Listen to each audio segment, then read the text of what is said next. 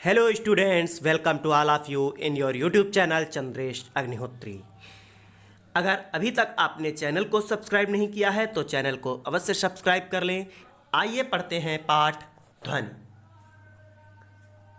अभी न होगा मेरा अंत, अभी अभी ही तो आया है मेरे मन में मृदुल वसंत, अभी न होगा मेरा अंत। हरे हरे ये पात डालियाँ कलियाँ कोमल गात, मैं ही अपना स्वप्न मृदुल कर फेरूंगा निद्रित कलियों पर, जगा एक प्रत्यूष मनोहर। सभी पंक्तियों में एक ही संदर्भ प्रयोग होगा कि प्रस्तुत पंक्तियां हमारी हिंदी की पाठ्य पुस्तक वसंत भाग 3 में संकलित ध्वनि कविता से संकलित है।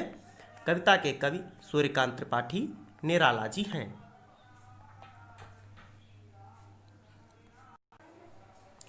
पुष्प पुष्प से तंद्रालस लालसा खींच लूँगा मैं, अपने नवजीवन का अमृत सहर्ष सींच दूंगा मैं।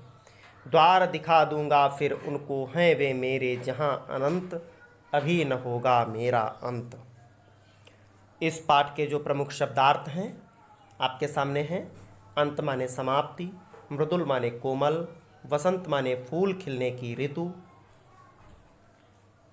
पात माने पत्ता, गात माने शरीर, स्वप्न माने सपना, मृदुल कर माने हाथ, कलियों माने थोड़ी खिली हुई कलियाँ, प्रत्यूष माने सवेरा, मनोहर माने सुंदर, पुष्प माने फूल, तंद्रालस अर्थात नींद से अलसाया हुआ, लालसा माने लालच, नव माने नए, अमृत माने सुधा, सहर्ष माने खुशी के साथ, सींच माने सिंचाई, द्वार माने दरवाज़ा, अनंत माने जिसका कभी अंत न हो, और अंत माने खत्म।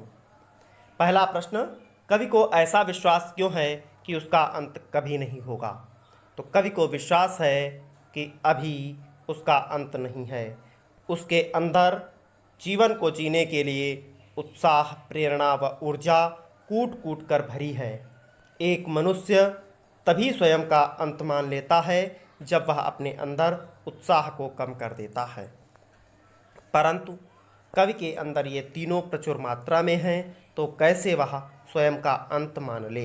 इसलिए उसका विश्वास है कि वो अभी अंत की ओर जाने वाला नहीं है।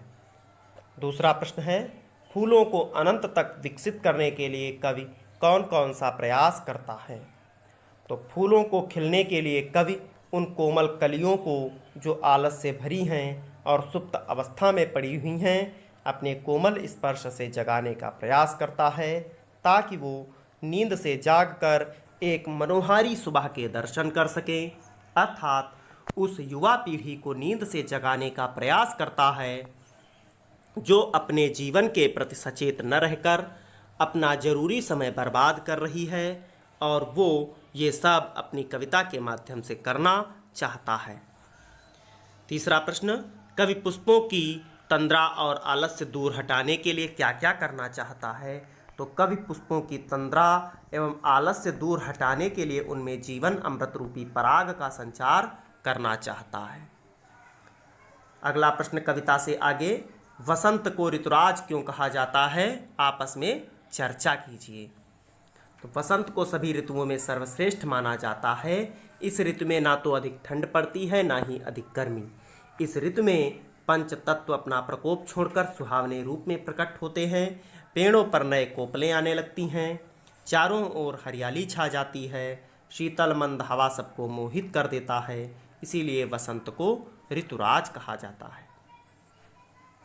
वसंत ऋतु में आने वाले त्योहारों के विषय में जानकारी एकत्र कीजिए और किसी एक विषय पर निबंध लिखिए। तो वसंत ऋतु कुल 2 महीने से कुछ अधिक रहती है। यह आधे फाल्गुन से शुरू होकर चैत वैसाख के कुछ दिनों तक रहती है। अतः इस ऋतु में मस्ती भरी होली, रंगों का त्यौहार, वसंत पंचमी, देवी सरस्वती की पूजा और खेती में पकी फसल और पीली सरसों का रंग, वैसाखी आदि त्यौहार मनाए जाते हैं। होली पर आप निबंध लिख सकते हैं। ऋतु परिवर्तन का जीवन पर गहरा प्रभाव पड़ता है। इस कथन की पुष्टि आप किन किन बातों से कर सकते हैं? तो ऋतु परिवर्तन का जीवन पर गहरा प्रभाव पड़ता है। गर्मी के मौसम लोग लू से बचकर रहते हैं। दोपहर में घरों से काम निकलते हैं तथा ज़्यादा से ज़्यादा ठंडी पेय पदार्थों का उपयोग करते हैं। इसके ठीक उलट ठंड के मौसम में हम ठंडी चीज़ों से बचने का प्रयास करते हैं। मौसम के अनुसार ही हमारे क्रियाकलापों में परिवर्तन आते हैं। खान पान और स्वास्थ्य पर भी ऋतु गहरा प्रभाव डालती है। कुल मिलाकर ये पंक्ति सार्थक सिद्ध होती है। अनुमान और कल्पना। कविता की निम्नलिखित पंक्तियां पढ़कर बताइए कि इनमें किस ऋतु का वर्णन है। फूटे हैं आमों में बौर भौर वन वन टूटे हैं, होली मची ठौर ठौर सभी बंधन छूट जाते हैं। तो इस कविता में वसंत ऋतु का ही वर्णन है, जहाँ आम के बौर और होली के त्यौहार का वर्णन किया गया है। इस प्रकार सभी विद्यार्थियों ने पूरा पाठ देखा। आपको बहुत बहुत धन्यवाद पूरा पाठ देखने के लिए। अगर आपको कोई भी दिक्कत हो, आप हमारे व्हाट्सएप नंबर 8042470049 पर कांटेक्ट कर सकते हैं। साथ ही साथ अपने सभी मित्रों को वीडियो शेयर भी करें और चैनल को सब्सक्राइब करें। धन्यवाद।